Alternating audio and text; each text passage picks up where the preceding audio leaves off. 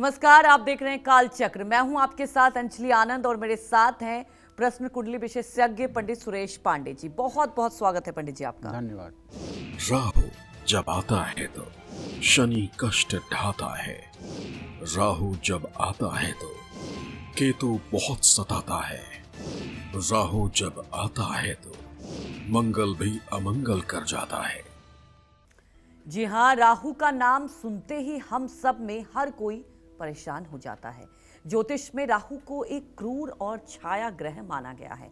राहु की महादशा में बाकी ग्रहों की अंतर्दशा हमारे जीवन में बहुत बदलाव ला सकती है। राहु से हम सभी को संभलने की जरूरत है, वरना राहु की क्रूर दृष्टि हमारा सुख चैन छीन सकती है और हमारी किस्मत बिगाड़ सकती है। राहु की महादशा के 18 साल किस पर हैं भारी और किसको रहना चाहिए संभल कर, आज ये सब आपको बताएंगे प्रश्न कुंडली विशेषज्ञ पंडित सुरेश पांडे जी। राहु की महादशा और अंतर्दशा से जुड़ी हर जानकारी के लिए आप हमारे साथ बने रहिए। तो चलिए अपनी चर्चा को आगे बढ़ाते हैं और मैं दर्शकों को यही कहूंगी कि आप ध्यान से आज का पूरा कालचक्र देखिए, क्योंकि सबके जीवन में कभी ना कहीं राहु की महादशा आती है और इससे लोग बहुत ज्यादा पैनिक हो जाते हैं। लेकिन आज पंडित जी आपको वो हर चीज एक्सप्लेन करेंगे, तो लगातार हमारे साथ बने रहिए।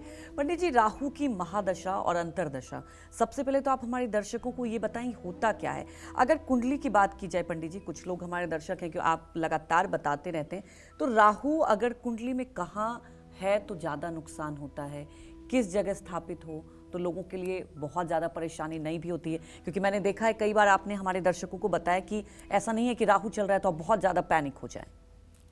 देखिए, ऐसा है, ज्योतिष शास्त्र में दो प्रकार के समय की चर्चा है। एक अष्टोत्तरी महादशा जो 108 साल की होती है, एक विंशोत्तरी महादशा जो 120 साल की होती है। अष्टोत्तरी महादशा विंध्याचल पर्वत के दक्षिण दिशा में निवास करने वाले लोगों के ऊपर लागू होती है और विंशोत्तरी महादशा विंध्याचल पर्वत से उत्तर की तरफ निवास करने वाले लोगों के ऊपर लागू होती है। विंशोत्तरी महादशा 120 वर्षों की होती है, जिसमें 18 साल राहु की महादशा होती है। इसके लिए जो श्लोक है वो है खडादित्य दशेन्दु च सप्तवर्षाणि मंगल राहु अष्टादशश्चैव खोट साब्दा बृहस्पति एकोनाविंशत् शनि बुधै सप्तदशैव तु केतुश्च सप्तवर्षाणि भृगु च वर्ष विच्छति। खडादित्य दशेन्दु च, सूर्य की महादशा 6 वर्ष, चंद्रमा की महादशा 10 वर्ष, मंगल की महादशा 7 वर्ष, राहु की महादशा 18 वर्ष, बृहस्पति की महादशा 16 वर्ष, शनि की महादशा 19 वर्ष, बुध की महादशा 17 वर्ष, केतु की महादशा 7 वर्ष और शुक्र की महादशा 20 वर्ष की होती है। ये इन सब का जोड़ अगर आप करेंगे तो 120 आएगा। इसी को विंशोत्तरी महादशा कहते हैं। राहु की महादशा 18 साल की होती है और राहु के बारे में स्पष्ट रूप से बृहत पाराशर होरा शास्त्र में लिखा हुआ है, यद्यद भाव गते राहु केतुश्च जनने नृणाम यद्यद भावे संयुक्तम तत्फलम प्रतिषेधलम। मतलब ये जिस ग्रह के स्थान में होते हैं और उस ग्रह का स्थानीय स्थान भावेश की जो ताकत होती है, जो उसका प्रभाव होता है, उसी के अनुरूप राहु और केतु भी अपना फल देते हैं। इसलिए ये एक छाया ग्रह हैं। वैसे तो इन्हें नकारात्मक माना जाता है, लेकिन राहु अपनी दशा में अशुभ के साथ साथ शुभ परिणाम भी देता है। तभी तो बृहत पाराशर होरा शास्त्र में जहाँ कारक निर्णय है, वहीं कारक निर्णय में साफ साफ लिखा हुआ है, शनि दुख प्रद गेयो राहुर ऐश्वर्यदायकः। शनि को दुखदाता ग्रह के रूप में और राहु को ऐश्वर्य देने वाले ग्रह के रूप में निरूपित किया गया है। ये बृहत पाराशर होरा शास्त्र का कारक प्रकरण अगर आप पढ़ेंगे तो आपको पता चलेगा। जहाँ लिखा हुआ है शुक्रो शुक्रश्च तथा नेत्रम चंद्रमा मनसस्तथा आत्मा वै दिन कृते अत्र बुधो बालत्व धीमतः क्रोध पराक्रम भौमो। तो इस तरह से राहु जो है वो वैभव का ग्रह है। तो राहु से केवल डरने की बात नहीं है, राहु निर्णय लेने की एक नई क्षमता भी देता है। हालांकि वैसे ये भ्रम का ग्रह भी है, ये ग्रह भ्रम का भी है। आज मैं आपको राहु की महादशा के शुभ और अशुभ दोनों परिणामों के बारे में बताऊंगा, लेकिन ये कहना कि राहु खराब होता है सर्वथा गलत है, और ये कहना कि राहु बहुत ही अच्छा है ये भी कहना गलत है। राहु का अच्छा और बुरा होना उसके किस स्थान पर बैठा हुआ है, किस राशि किस नवमांश में है और किस ग्रह से दृष्ट है, इन 4 बातों पर बहुत कुछ आधारित होता है। जय मां विंध्यवासिनी। तो जब राहु की महादशा में राहु की ही अंतर्दशा आती है तो इसका व्यक्ति की सेहत और जीवन पर क्या असर होता है ये जानते हैं, बताएं पंडित जी। देखिए, दशा दशा हता कार्या 10 भाग माह चरेत। जैसे किसी की दशा में महादशा निकालना हो, आपको अंतर्दशा निकालनी हो, तो दशा भाव का दशा भाव से गुणा करके 10 का भाग देना चाहिए, और जो शेष बचे 12 से उसको वर्ष बना करके और शेष में 3 का गुणा करके दिन निकल आता है। जैसे राहु की महादशा में राहु की अंतर्दशा 2 साल 8 महीने माने 32 महीने की होती है और 12 दिन की होती है। राहु में राहु हो तो व्यक्ति को अपमान, बदनामी, मानसिक तनाव का सामना करना पड़ सकता है। विषाक्त भोजन और पानी के कारण स्वास्थ्य संबंधी समस्याएं आ सकती हैं। किसी के साथ गलत संबंध बन सकता है, करियर में गिरावट आ सकती है और धनहानि भी हो सकती है। परिवार में क्लेश होने की संभावना बढ़ जाती है। किसी प्रिय व्यक्ति से दूर जाने का भय रहता है। सांप के काटने का भय रहता है। जहरीले जानवरों से खतरा रहता है। किसी दुष्ट व्यक्ति के कारण परेशानियों का सामना करना पड़ सकता है। ये तो अशुभ राहु का प्रभाव है। अब शुभ राहु का प्रभाव, अगर राहु आपका वृषभ या मिथुन राशि में है, कन्या या कुंभ राशि में है और तीसरे, छठवें, 11वें स्थान में बैठा हुआ है। कहाँ बैठा है ध्यान दीजिए, तीसरे, छठवें और 11वें स्थान में बैठा हुआ है। तो पहला काम होगा कि राहु की महादशा में जब राहु की अंतर्दशा चलेगी तो आपके विदेश यात्रा या परदेश यात्रा का मार्ग प्रशस्त होगा। धर्म कर्म में आपकी रुचि बढ़ जाएगी। इच्छा शक्ति और साहस को भी बढ़ावा मिलेगा। दुश्मनों को हराने की अद्भुत शक्ति आपको मिलेगी। आप पर राहु की महादशा में राहु की अंतर्दशा अगर चल रही है तो भगवान शिव के रौद्र अवतार भगवान भैरव के मंदिर में रविवार को तेल का दिया जलाना चाहिए। राहु की महादशा में शराब का सेवन न करें। किसी लावारिस शव के अंतिम संस्कार के लिए लकड़ियां दान करें। किसी को अप्रिय शब्द कहने से बचें। और राहु से बचने का सबसे जो सरल और सटीक तरीका है वो ये है कि दुर्गा अष्टोत्तर शतनाम, जो दुर्गा सप्तशती में लिखा हुआ है, दुर्गा अष्टोत्तर शतनाम, दुर्गा जी के 108 नाम। अगर राहु की महादशा में दुर्गा अष्टोत्तर और राहु की अंतर्दशा हो तो दुर्गा अष्टोत्तर शतनाम का यदि सुबह शाम पाठ किया जाए तो राहु का कुप्रभाव जीवन पर नहीं पड़ता है। लेकिन राहु ये तीसरे, छठवें और 11वें स्थान में है। वृषभ, मिथुन, कन्या या कुंभ राशि का है तो आप मानिए ये राहु आते ही आपके सर पे मुकुट बांध देता है और आप राजा के समान वैभवशाली हो जाते हैं। आपकी यश कीर्ति का पताका चारों दिशाओं में फहरने लगता है। इसके बारे में ज्योतिष का एक फार्मूला है, त्रिषष्ठाय गते पापो जन्मांगो शोभना भवेत्। तीसरे, छठवें और 11वें स्थान में पापग्रह शोभित होते हैं। लेकिन अगर यही राहु एकादश भाव में या तृतीय भाव में या फिर छठवें भाव में वृश्चिक राशि का हो जाए या धनु राशि का हो जाए या वृश्चिक या धनु राशि के नवमांश में हो जाए तो ये अनर्थ का ही कारण होगा। अच्छी जगह पर होने के बावजूद भी ये अच्छा फल नहीं देगा। ये बात बहुत ध्यान देने योग्य है। ऐसे में राहु की शांति करवानी चाहिए। राहु के मंत्र ओम कया नश्चित्र शिव आभूधूति सदावृह कया सचिष्टया वृता, इस मंत्र का 81,000 मंत्र जप 12 वैदिक ब्राह्मणों द्वारा एक दिन में कराना चाहिए। हवन तर्पण मार्जन कराना चाहिए। ब्राह्मणों को भोजन करा के दक्षिणा देनी चाहिए। इससे राहु की प्रसन्नता मिलती है। और 7 अनाज और 1 कंबल किसी ज़रूरतमंद व्यक्ति को दान करना चाहिए शनिवार को। इससे राहु प्रसन्न होते हैं। जय मां विंध्यवासिनी। तो चलिए चर्चा को और आगे बढ़ाते हैं। तो राहु की महादशा में राहु की ही अंतर्दशा के बाद आती है गुरु की अंतर्दशा। जब राहु की महादशा में गुरु की अंतर्दशा आती है तो व्यक्ति को कितने समय तक सुख या दुख भोगना होता है, ये जानते हैं। बताएं पंडित जी। देखिए, राहु की महादशा में बृहस्पति की अंतर्दशा की अवधि जो होती है वो 2 वर्ष 4 महीने और 24 दिन की होती है।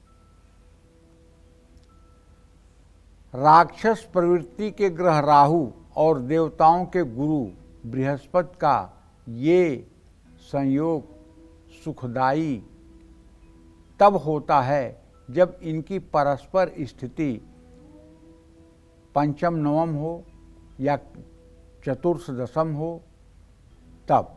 लेकिन अगर ये स्थिति षडाष्टक योग की है, छठवें आठवें है, द्वितीय द्वादश की है, फिर ये बहुत अनर्थकारी होता है। इसी को गुरु चांडाल योग कहते हैं। अगर राहु में गुरु की दशा चल रही है तो यही गुरु चांडाल योग दशा है। राहु में गुरु की दशा आने पर व्यक्ति के मन में शुद्ध विचार आते हैं तब जब उनकी स्थिति अच्छी होगी। व्यक्ति धार्मिक प्रवृत्ति का होगा तब जब बृहस्पति भी बलवान होगा। बृहस्पति अपने नवांश में या अपने राशि में या वर्गोत्तम होगा। धर्म कर्म तभी करेगा। राहु की महादशा में गुरु की अंतर्दशा हो तो सेहत का भी साथ मिलता है। पहले से बीमार हैं तो सेहत में सुधार होता है। व्यक्ति का मान सम्मान बढ़ता है, रिश्तों में वृद्धि होती है। इस अंतर्दशा के दौरान मनचाहे व्यक्ति से विवाह की संभावना बढ़ जाती है। विदेश में रहने वाला व्यक्ति भी इस समय अपनी जन्मभूमि में वापस लौट आता है। लेकिन अगर कुंडली में राहु का गुरु अशुभ है तो, जैसे अशुभ का मतलब यहाँ ये समझिए कि राहु जहाँ बैठा हुआ है वहाँ से गिनिए, अगर छठे स्थान पर या 8वें स्थान पर या राहु से दूसरे स्थान पर या 12वें स्थान पर अगर बृहस्पति है तो आप विश्वास करिए ये अशुभ नहीं, अशुभ का भी बाप है। कानूनी मुश्किलों का सामना करना पड़ता है। जीवन साथी को स्वास्थ्य संबंधी समस्याएं आती हैं। खुद अपने को लीवर और हड्डियों से जुड़ा कोई गंभीर बीमारी होती है। करियर में गिरावट आती है। नौकरी छूट जाती है। भूत प्रेत की बाधा सताती है। कुल के पितर उत्पात मचाते हैं। शुभ कार्य घर के रुक जाते हैं। जीवन साथी से टकराव या तलाक तक की स्थिति बनती है। तो देखिए, जो शास्त्रों में उपाय लिखा गया है वो तो ये लिखा गया है पाराशर होरा शास्त्र में कि सोने की शिव प्रतिमा बनवा करके और उसका भगवान शिव ही समझ करके अभिषेक करने से, पूजन करने से और सोने की प्रतिमा वेदपाठी ब्राह्मण को दान करने से ये दोष दूर होता है। लेकिन इसमें हमारा कुछ मत है। हमारा मत ये है, ये हमारा मत है, आपकी मर्जी हो मानिएगा, न मर्जी हो मत मानिएगा। हमारा मत ये है कि जो सोने की शिव प्रतिमा होती है वो शिव प्रतिमा, सोने की शिव जी की मूर्ति नहीं बनवानी चाहिए। क्योंकि अगर आप शिव जी की मूर्ति बनवा के अभिषेक करके ब्राह्मण को दान देंगे तो ब्राह्मण ले जाकर के क्या करेंगे, उसको अपने मंदिर में थोड़ी स्थापित करेंगे। ब्राह्मण को तो पैसे की ज़रूरत होती है, वो सोना ले जाकर सुनार के यहाँ बेचेंगे और सुनार उस सोने को जो है भट्ठी में डाल के गला देगा। तो शिव प्रतिमा अगर भट्ठी में डाल के गलाई जाएगी तो इसके पाप के हकदार आप भी बनेंगे, क्योंकि पाप कर्म के 3 हकदार होते हैं, कर्ता, प्रेरक, अनुमोदक।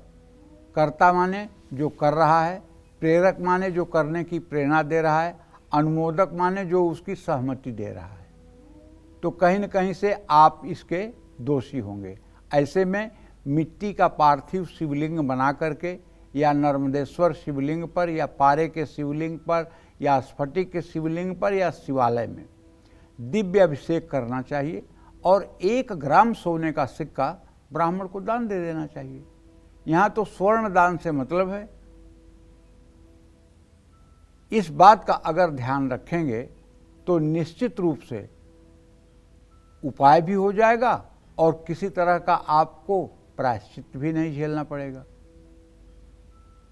किसी दिव्यांग छात्र के पढ़ाई और इलाज में सहायता कर सकते हैं। शैक्षणिक संस्था के शौचालयों की सफाई की व्यवस्था करा सकते हैं। शिव मंदिर में सफाई कर सकते हैं। पीले रंग के फूलों से भगवान शिव की पूजा कर सकते हैं। ये सारे उपाय आपके लिए फलदायी होंगे। और अगर आप दुर्गा उपासक हैं, अगर आप भगवती दुर्गा के उपासक हैं और नित्य दुर्गा सप्तशती के कवच का पाठ करते हैं तो आप विश्वास मानिए ये राहु आपका कुछ भी नहीं बिगाड़ पाएगा। ये राहु आपका कुछ भी नहीं बिगाड़ पाएगा, क्योंकि भगवती दुर्गा के साधकों का राहु के द्वारा कोई अनिष्ट नहीं होता है। जय मां विंध्यवासिनी। तो राहु की महादशा में शनि की अंतर्दशा कितने समय तक रहती है? साथ ही जब राहु की महादशा में शनि की अंतर्दशा आती है तो व्यक्ति को कितने समय तक दुख और पीड़ा का सामना करना होता है, ये जान लेते हैं। बताएं पंडित जी। अंजलि, सबसे खतरनाक दशा है जी। राहु की महादशा में शनि के अंतर्दशा का समय 2 साल 10 महीने 6 दिन का होता है। राहु और शनि दोनों ही ग्रहों को पापक ग्रह माना जाता है। इस अवधि में परिवार में कलेश, संतान से अनबन, नौकरी में संकट, शरीर में चोट, भयंकर दुर्घटना, ब्रेन इंजरी, अचानक दुर्घटना की संभावना बनती है। यदि ये दोनों 6ठे 8वें हो जाएं या दोनों में से शनि 6ठे या 7वें घर का स्वामी हो जाए, 7वें या 8वें घर का स्वामी हो जाए, या शनि द्वितीय और सप्तम का स्वामी हो जाए, तो पक्का है कि इसमें ये जातक को मार तक देते हैं, जातक की मृत्यु तक कर देते हैं और दुर्घटना में मृत्यु करते हैं। बहुत सावधान होना चाहिए।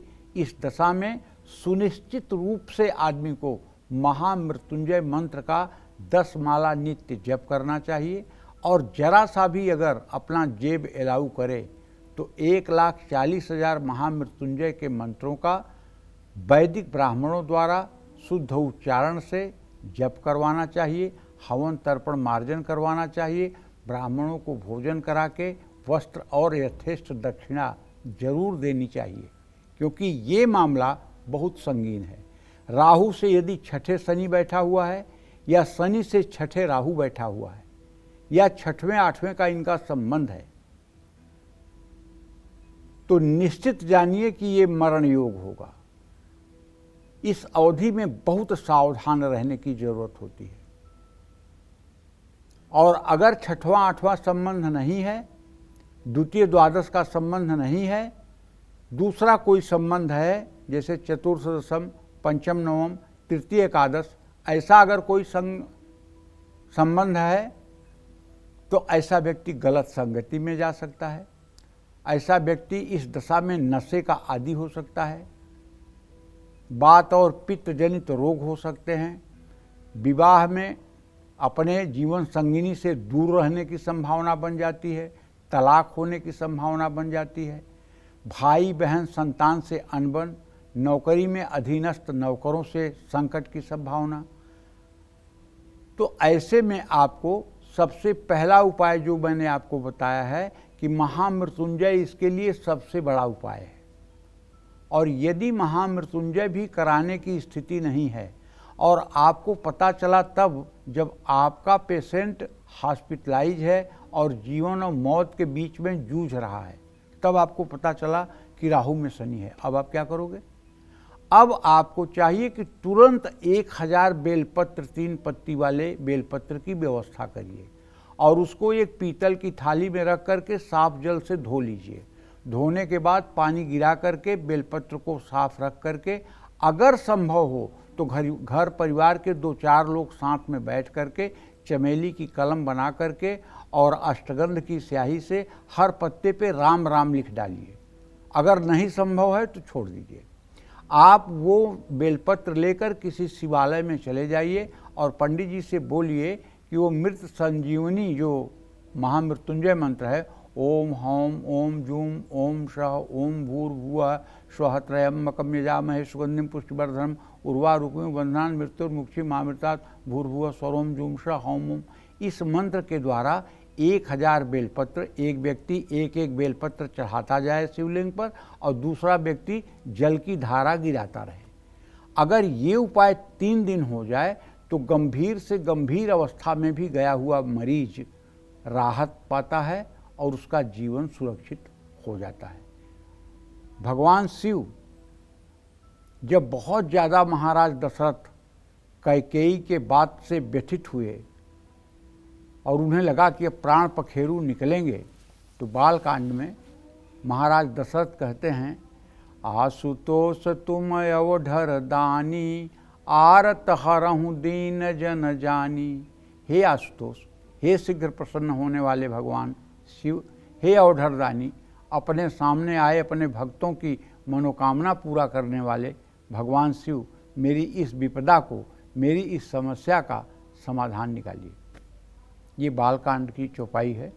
आशुतोष तुम अवधर दानी आरत हरहु दीन जन जानी। अगर राहु में शनि का अंतर चल रहा है और कोई जातक इस मंत्र का, इस चौपाई का शिवालय में बैठकर अगर 108 बार भी शुद्ध मन से इस चौपाई का उच्चारण कर ले भगवान शिवलिंग के समक्ष बैठ करके, तो मैं दावे के साथ कहता हूँ 2 घंटे में ही आपको पॉजिटिव रिजल्ट मिलेगा।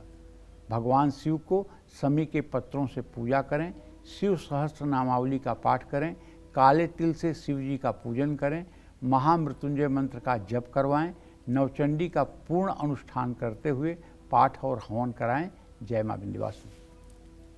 तो राहु की महादशा में बाकी ग्रहों की अंतर्दशा व्यक्ति के जीवन पर कब तक कैसा प्रभाव डालती है, ये सब आगे बताएंगे आपको पंडित जी। लेकिन की महादशा के 18 साल किस पर है भारी, किसको हो सकता है नुकसान, किसको झेलनी होगी परेशानी और किसको रहना है संभल कर, यही आज कालचक्र में पंडित जी आपको बता रहे हैं। और अपनी चर्चा को आगे बढ़ाते हुए बात करते हैं राहु की महादशा में बुध की अंतर्दशा की। राहु की महादशा में बुध की अंतर्दशा कितने समय तक होती है और व्यक्ति के जीवन पर कैसा पॉजिटिव या नेगेटिव इम्पैक्ट होता है, ये जान लेते हैं।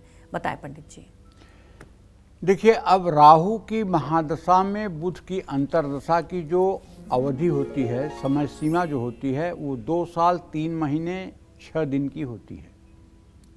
इस अवधि में अगर राहु तीसरे, छठवें या 11वें स्थान में है या वृषभ, मिथुन, कन्या या कुंभ के नवमांश में है, तो इस अवधि में सद्बुद्धि मिलती है, कारोबार में लाभ होता है। इस दशा में मैंने देखा है कि राहु में बुध का अंतर है, जिनकी कुंडली में, वो इस दशा में केंद्र में मंत्री बने हैं। अगर राहु में बुध का अंतर हो और राहु से बुध की स्थिति परस्पर सप्तम, पंचम या नवम हो या तृतीय एकादश हो, तो इस दशा में आदमी को उच्च पद की प्राप्ति भी होती है, कार्य कौशल में वृद्धि होती है, यश और प्रतिष्ठा बढ़ती है, संतान का सुख भी मिलता है, दोस्तों का सहयोग प्राप्त होता है और मान सम्मान बढ़ता है। कारोबार विस्तार की संभावना बढ़ जाती है। इस दशा में व्यक्ति को नए नए वाहन का सुख मिलता है। इस दशा में सेहत और पैसे की स्थिति में सुधार आता है। लेकिन अगर राहु से बुध की स्थिति छठवें हो जाए या आठवें हो जाए या द्वितीय हो जाए या द्वादश हो जाए, या बुध पर पापक ग्रह की दृष्टि हो, शनि केतु की दृष्टि हो, मंगल की दृष्टि हो, तो चर्म रोग हो जाता है, भ्रम की बीमारी हो जाती है, एक्जिमा और अपरस की बीमारी हो जाती है, नसों में खिंचाव हो जाता है। इसके लिए जो बृहत पाराशर होरा शास्त्र में महर्षि पाराशर ने लिखा है, वो लिखा है छाग दानम प्रकुर्वीतम मृत्युंजय जपम चरेत। छाग कहते हैं बकरी के बच्चे को। बकरी के बच्चे को बुधवार के दिन किसी चरवाहे को दान करना चाहिए। खरीद करके बकरी का बच्चा और उसे कुछ खिला पिला करके जो चरवाहा उसको पालता हो उसी को फिर से दान कर देना चाहिए। कब? बुधवार के दिन। छाग दानम प्रकुर्वीतम मृत्युंजय जपम चरेत। और नित्य स्वयं से 10 माला महामृत्युंजय मंत्र का जप करना चाहिए या ब्राह्मणों के द्वारा महामृत्युंजय मंत्र का जप करवाना चाहिए। छागदानम प्रकुर्वीतम मृत्युंजय जपम चरेत। इससे निश्चित रूप से लाभ मिलता है। अच्छा, अगर बुध कन्या के नवमांश में है तो गणेश भगवान के 100 नामों का पाठ करते हुए दुर्वांकुर और लड्डू चढ़ाना चाहिए। हाथी को कुछ हरे पत्ते, नारियल का गोला या गुड़ खिलाना चाहिए। कुष्ठ रोगी या बीमार व्यक्ति और दिव्यांग की मदद करना चाहिए। पंछियों को हरे मूंग खिलाने चाहिए। ये सब चीज़ें फायदा करती हैं, लेकिन बकरी को घास खिलाना या बकरी को कुछ देना या बकरी का दान करना राहु में बुध के लिए सबसे प्रभावशाली और सबसे सटीक उपाय है। इसको आप आजमा के देख सकते हैं। इसका उपाय का असर कभी खाली नहीं जाता है। जय मां विंध्यवासिनी। तो राहु की महादशा में केतु की अंतर्दशा कितने समय तक होती है और व्यक्ति के जीवन पर इसका कैसा बुरा या अच्छा प्रभाव होता है, ये जान लेते हैं। बताएं पंडित जी। राहु की महादशा में केतु की अगर अंतर्दशा हो तो पहली बात तो राहु से केतु परस्पर सप्तम ही रहेगा हर समय, नो डाउट, इसमें कोई संदेह की बात ही नहीं है। सृष्टि जब तक रहेगी, जब से सृष्टि है तब से तब तक राहु और केतु दोनों परस्पर सप्तम ही होते हैं और दोनों वक्री ग्रह होते हैं। और राहु में केतु की अंतर्दशा 1 साल 18 दिन की होती है।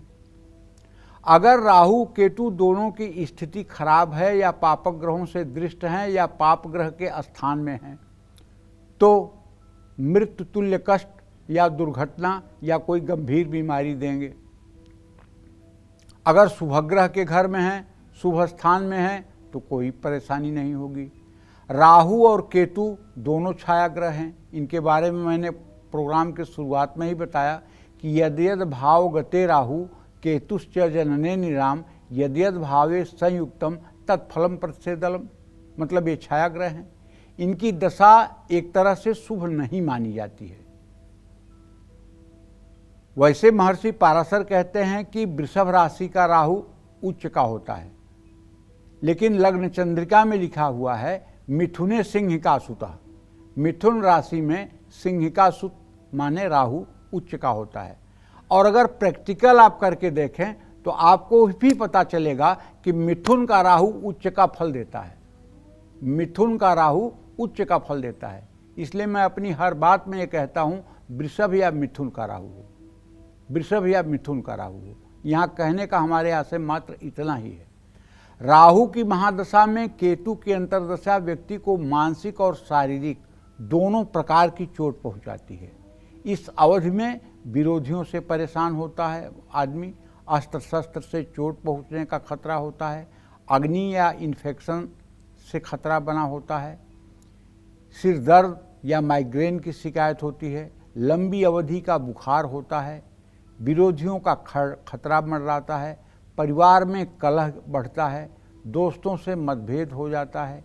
राहु में केतु की अंतर्दशा हो तो हथियारों से दूर रहना चाहिए, करियर में बदनामी या नुकसान झेलना पड़ता है। राहु में केतु का उपाय ये है, भैरव मंदिर में ध्वजा चढ़ानी चाहिए, कुत्तों को रोटी या ब्रेड खिलानी चाहिए, कौओं को खीर पूरी खिलानी चाहिए, घर या मंदिर में गूगल की धूप जलानी चाहिए।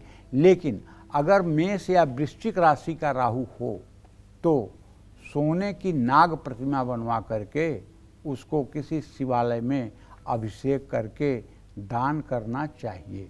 या राहु पर अगर मंगल की दृष्टि हो, राहु मंगल से दृष्ट हो, तब भी सोने की नाग मूर्ति बनवाकर उसकी यथाविधि पूजन करके और उसका दान करना चाहिए। ये शांति का एक उपाय है। जय मां विंध्यवासिनी। तो राहु की महादशा में शुक्र की अंतर्दशा कितने समय तक अपना अच्छा या बुरा प्रभाव डालती है, साथ ही इसके अशुभ प्रभावों से बचने के लिए कौन से उपाय हमें करने चाहिए, ये जान लेते हैं। बताएं पंडित जी। देखिए, राहु की महादशा में शुक्र की अंतर्दशा पूरे 3 साल चलती है। शुक्र राहु के नकारात्मक प्रभाव को कम करने में मदद करता है। इस अवधि में वैवाहिक जीवन में सुधार आता है। लेकिन एक बात आजमाई हुई बता दूं, अगर राहु में शुक्र का अंतर हो और राहु और केतु केंद्रस्थ न हो, राहु और शुक्र केंद्रस्थ न हो, राहु केतु का छठा आठवां संबंध हो या द्वितीय द्वादश का संबंध हो, या राहु से शुक्र छठा या आठवां हो, पक्का मान लीजिए कि अगर आपका कोई किसी से मित्रता है तो मित्रता टूट जाएगी। आपका यदि वैवाहिक जीवन है तो वैवाहिक जीवन में कटुता घुल जाएगी, वैवाहिक जीवन एकदम विषाक्त हो जाएगा। बहुत खराब स्थिति राहु में शुक्र की होती है, खास करके जीवन साथी और जीवन संगिनी के लिए। बहुत अलर्ट हो जाना चाहिए राहु में शुक्र के अंतर में। हाँ, लेकिन अगर ये परस्पर पंचम नवम होंगे या सप्तमस्थ होंगे तो वाहन भूमि का सुख भी मिलेगा, जीवन में सुख और समृद्धि भी बढ़ेगी। व्यक्ति के जीवन में मुश्किलों को कम करने के लिए कड़ी मेहनत करता है, नौकरी में तरक्की की संभावनाएं बढ़ जाती हैं। लेकिन कुंडली में शुक्र और राहु अगर शुभ नहीं हैं तो शीत रोग होते हैं, मानहानि भी होती है। इसी दशा में आदमी के लंग्स में इन्फेक्शन होता है, आदमी को सांस लेने में दिक्कत होती है। कई लोगों को तो बहुत विरोधियों का सामना करना पड़ता है। तो ऐसे में अगर राहु में शुक्र की अंतर्दशा हो तो हमारे समझ से भगवती दुर्गा की आराधना सबसे लाभकारी है। सबसे छोटा उपाय है कि आप अपने घर में शुक्रवार के दिन दुर्गा सप्तशती के संपुटित 9 पाठ करवाएं। ओम सर्वा बाधा विनिर्मुक्तो धन धान्य सुतान्वितः मनुष्यो मत प्रसादेन भविष्यति न संशय।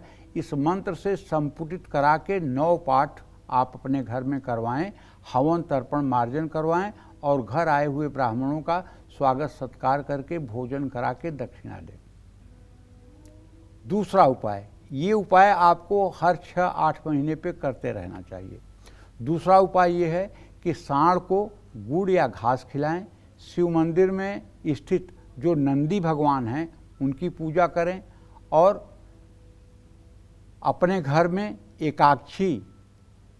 एकाक्षी नारियल की स्थापना कर उसकी भी पूजा करें। स्फटिक की माला हो सके तो गले में धारण करें, इससे आपको राहत मिलेगी। लेकिन इसमें देवियों की उपासना ज़्यादा लाभकारी होती है। जय मां विंध्यवासिनी। तो राहु की महादशा में सूर्य की अंतर्दशा कितने समय तक होती है और व्यक्ति के जीवन पर कैसा पॉजिटिव या नेगेटिव इम्पैक्ट होता है, ये जान लेते हैं। बताएं पंडित जी। राहु की महादशा में सूर्य की अंतर्दशा की अवधि 10 महीने 24 दिन की होती है। जो अन्य ग्रहों की तुलना में सबसे कम होती है। सूर्य और राहु एक दूसरे के अयोग्य हैं। इस समय सूर्य ग्रहण की तरह व्यक्ति पर प्रभाव पड़ता है। जब भी राहु में सूर्य आएगा और राहु से सूर्य की स्थिति 6वीं 8वीं होगी, द्वितीय द्वादश की होगी, तो पक्का है कि ऐसे आदमी के बाप को, अगर 50 साल की उम्र के ज़्यादा वाला बाप है तो हार्ट अटैक की संभावना बनेगी, हार्ट संबंधी बीमारी की संभावना बनेगी। और अगर कम उम्र का बाप है, 30 साल 35 साल वाला है, तो उसको चोट चपेट लगेगी। इस दशा में जिस जातक के ऊपर ये दशा चल रही हो, उसकी सूर्य शांति जरूर करानी चाहिए। सूर्य के वैदिक मंत्रों का ओम आ कृष्णेन रजसा वर्तमानो निवेशयन्न मृतंग मृतंग च हिरण्येन सविता रथेन देवो जाति भुवनानि पश्यन्न, इस मंत्र का 31,000 जप जरूर करवाना चाहिए। हवन तर्पण मार्जन कराना चाहिए, ब्राह्मणों को भोजन कराना चाहिए। ऐसा करने से पिता सुरक्षित हो जाता है। अगर किसी जातक की कुंडली में राहु में सूर्य का अंतर चल रहा है तो उसे अपने पिता के लिए अनुष्ठान जरूर करवाना चाहिए, ताकि पिता का जीवन सेफ हो जाए। और पिता को इसके बावजूद भी 1-2 बार, अगर 50 साल से ज़्यादा की उम्र है तो अपनी हृदय रोग की जांच करवा लेनी चाहिए। हृदय रोग के लिए ECG वगैरह करवा करके पता कर लेना चाहिए। और इस दशा में प्रायः अकेलापन महसूस होता है। इस अवधि में शत्रुओं से कष्ट मिलता है, अस्त्र शस्त्र से चोट लगने की संभावना होती है, अग्नि और विष से नुकसान होता है, आँखों के रोग परेशान करते हैं, सरकार से भय रहता है, परिवार में कलेश होता है। इस अवधि में व्यक्ति को विदेश यात्रा का सुख मिलता है, व्यक्ति मजबूत बनता है, जोखिम उठाने से नहीं डरता है। इस दशा में सरकार की तरफ से सहयोग मिलने की संभावना तब बढ़ती है जब इनकी स्थिति अच्छी हो, सूर्य अच्छे नवमांश में हो और सूर्य अपनी राशि में हो, सिंह राशि में हो या मेष या सिंह के नवमांश में हो, तब पॉजिटिव फल मिलता है। उपाय ये है कि जब तक राहु में सूर्य की अंतर्दशा चले तब तक सूर्य को हर रोज अर्घ्य देना चाहिए। सूर्य के मंत्रों का जो मैंने आपको बताया उसका पाठ करना चाहिए। और जिनकी कुंडली में सूर्य पंचम भाव में स्थित है, उन सभी महिलाओं को और पुरुषों को संतान सुख की प्राप्ति के लिए हरिवंश पुराण का पाठ करना चाहिए। अगर आँखों में परेशानी है, चश्मा लग चुका है, तो चाक्षुषी विद्या का पाठ करना चाहिए। ये चाक्षुषी विद्या नित्य कर्म पूजा प्रकाश गीता प्रेस की किताब है, उसमें लिखा हुआ है। सूर्य को जल देकर अगर चाक्षुषी विद्या का 5 बार पाठ किया जाए तो नेत्रों का रोग दूर हो जाता है। मसूर की दाल का दान भी करना चाहिए। जय मां विंध्यवासिनी। तो राहु की महादशा में चंद्रमा की अंतर्दशा कितने समय तक होती है और व्यक्ति के जीवन पर कैसा बुरा या अच्छा प्रभाव डालती है, ये जान लेते हैं। बताएं पंडित जी। राहु की महादशा में चंद्रमा की अंतर्दशा 1 साल 6 महीने की होती है। चंद्रमा मन और भावनाओं को प्रभावित करता है। चंद्रमा राहु से पीड़ित होता है तो बेचैनी और चिंता बढ़ती है। यही एक ऐसा योग है जिसमें आदमी डिसीजन लेने में फैल जाता है, चाहे वो स्टूडेंट्स हो चाहे वो व्यवसायी हो। डिसीजन लेने में इतना हौच पौच हो जाता है कि एकदम टेंशन ही टेंशन जीवन में हो जाता है। इसी को ग्रहण योग कहते हैं। चंद्रमा राहु के साथ हो या केतु के साथ हो या चंद्र राहु की अंतर्दशा हो या चंद्र केतु की अंतर्दशा हो, तो यही ग्रहण दोष की दशा है भाई। इसमें बहुत मानसिक कष्ट और संताप मिलता है। जीवन साथी के साथ विवाद रहता है, तलाक की नौबत आती है, भ्रम की स्थिति पैदा होती है, आदमी को छुआछूत का रोग लग जाता है, किसी को हाथ धोने का रोग लग जाता है, किसी को शुद्धि अशुद्धि का रोग लग जाता है। सफलता पाने के लिए काफ़ी रुकावटों का सामना करना पड़ता है। करियर में समर्थन लोगों का नहीं मिलता है, मृत्यु तुल्य कष्ट होता है, रक्त से संबंधित बीमारियां होती हैं, अचानक कोई बड़ा संकट आता है, माँ को हड्डियों का रोग परेशान करता है, जल से भी पीड़ा होती है, दुर्घटना होने का भय रहता है, धन का नाश होता है, संतान को भी कष्ट मिलता है।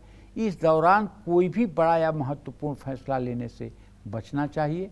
राहु में चंद्रमा का उपाय ये है कि माता की सेवा करें, महिलाओं का सम्मान करें और हर सोमवार को भगवान शिव का दूध से अभिषेक करें। चांदी की मूर्ति या चांदी का कोई भी सामान अपनी मौसी, बुआ या बड़ी बहन को भेंट करें, इससे भी लाभ मिलता है। जय मां विंध्यवासिनी। तो राहु की महादशा में मंगल की अंतर्दशा आपका मंगल करेगी या अमंगल, ये आपको पंडित जी बताएंगे। काल चक्र में राहु की महादशा में मंगल की अंतर्दशा कितने समय तक होती है और ये अंतर्दशा व्यक्ति के जीवन पर शुभ प्रभाव डालती है या अशुभ, ये जान लेते हैं पंडित जी से। बताएं पंडित जी। देखिए भाई, राहु की अगर महादशा है और मंगल की अंतर्दशा है तो ये अवधि 1 साल और 18 दिन की होती है। राहु में मंगल व्यक्ति को आक्रामक कर देता है, बहुत गुस्से वाला आदमी हो जाता है, अनियंत्रित। राहु मंगल के साथ हो जाए तो ये अंगारक योग बनाता है। राहु में मंगल की अंतर्दशा हो जाए तो ये भी अंगारक दशा है। इसमें कानूनी मामलों से परेशानी मिलती है, वैवाहिक जीवन में एकदम तनाव और कटुता बढ़ जाती है, परिवार में कलेश होता है, कड़ी मेहनत के बाद भी उम्मीद के अनुसार फल नहीं मिलता है। इस काल में सरकार और अग्नि से भय रहता है, चोरी होने, अस्त्र शस्त्र से चोट लगने, रोग होने का खतरा बना रहता है, गंभीर रोग हो सकते हैं, आँखों में तकलीफ हो सकती है और इस अवधि में आकस्मिक दुर्घटना का योग बनता है और अनचाहा स्थान परिवर्तन होता है, कोई अनचाही जिम्मेदारी मिल सकती है।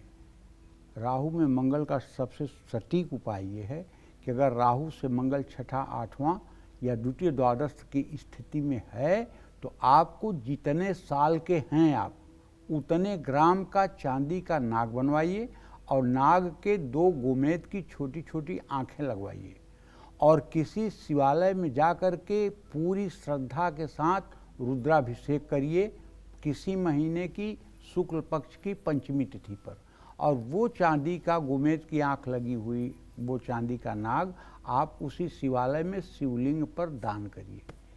ये मेरी गारंटी है कि यदि आप ऐसा करेंगे तो दुर्घटना, चोट चपेट और गंभीर परेशानियों से भगवान शिव आपकी रक्षा कर देंगे। हनुमान जी की पूजा करिए, नित्य हनुमान चालीसा का पाठ करिए, ओम अंग अंगारकाय नमः इस मंत्र का जप करिए और अगर अनंत मूल की जड़ मिल जाए तो उसे लाल धागे में बांधकर 6 महीने के लिए गले में धारण करिए और साबूत उड़द का दान कर सकते हैं। हर मंगलवार को गाय को गुड़ और रोटी खिलाएं। हर रोज़ अपने माथे पर सफ़ेद मलयागिर चंदन का तिलक लगाएं। जय मां विंध्यवासिनी। तो अशुभ राहु को शुभ बनाने के लिए कौन से उपाय हमें करने चाहिए, इससे जुड़े भी अहम जानकारी पंडित जी आपको बताएंगे। ये राहु आपको अशुभ फल दे रहा है तो आपको अपने नेचर, अपने घर और अपने डेली रूटीन में कौन कौन से बदलाव करने चाहिए, ये जान लेते हैं। बताएं पंडित जी। देखिए, अगर राहु आपको अशुभ फल दे रहा है तो इसका पहला परिणाम तो यही होगा कि आपके घर में छिपकलियों का आतंक बढ़ जाएगा। आपके घर में जूते चप्पल इधर उधर बिखरे रहेंगे। एक जूता आपका बेडरूम में होगा, दूसरा जूता आपका ड्राइंग रूम में होगा। बर्तन इधर उधर फैले हुए होंगे। बाथरूम में बहुत बुरी स्मेल होगी, किचन में भी स्मेल होगी, बिस्तरों में भी स्मेल आएगी, दीवारों पे सीलन होगी। ये सब खराब राहु का संकेत है। पूजा स्थान में भी गंदगी होगी। तो जब राहु खराब हो तो पहला काम तो ये करिए कि आप अपने घर में कोई ऐसा सामान मत रखिए जिसका कल आपको प्रयोग नहीं करना है। चाहे वो कपड़ा हो, चाहे वो जूता हो, चाहे वो इलेक्ट्रॉनिक का उपकरण हो, जिस चीज़ का कल आपको उपयोग नहीं करना है उसको उठाइए और उसको कूड़े काड़े में फेंकिए, अगर आप बचना चाहते हैं तो। दूसरी बात, जल्दबाजी में फैसला लेने से बचिए। हड़बड़ाहट में कोई फैसला मत लीजिए। खूब घर की साफ सफाई रखिए। अपने बाथरूम को एकदम चमका कर रखिए। अगर जरा सा भी पॉकेट अलाउ कर रहा है तो इस दशा में घर का पेंट जरूर करवा लीजिए। घर की अगर कोई लाइट टिम कर रही है या अच्छी नहीं है तो लाइट बदलवा लीजिए। घर के सीवरेज सिस्टम की सफाई करवा लीजिए। खराब इलेक्ट्रिक उपकरणों को हटा दीजिए। चंदन के इत्र का घर में प्रयोग करिए। ये चंदन का इत्र ले करके और यहाँ मणिबंध पर लगा करके दोनों हाथों को रगड़ करके 3 बार रोज सूंघने से चंदन का इत्र राहु का प्रकोप कम होता है। घर में शंख या घंटी बजाइए। हर रोज माता छिन्नमस्ता स्तोत्र का 108 बार पाठ कर लीजिए। अगर नहीं आपको छिन्नमस्ता देवी का पाठ याद है तो कोई बात नहीं, आप दुर्गा के 32 नाम जो दुर्गा सप्तशती में हैं उसको ही रोज पढ़ने की कोशिश करिए। बुरी लत से बचने का प्रयास करिए। और यदि आपकी कम उम्र है, 25 साल 30 साल की उम्र है, आंखें ठीक हैं, आँखों में कोई प्रॉब्लम नहीं है, चश्मा नहीं लगा हुआ है, तो आपको त्राटक क्रिया का भी अभ्यास करना चाहिए।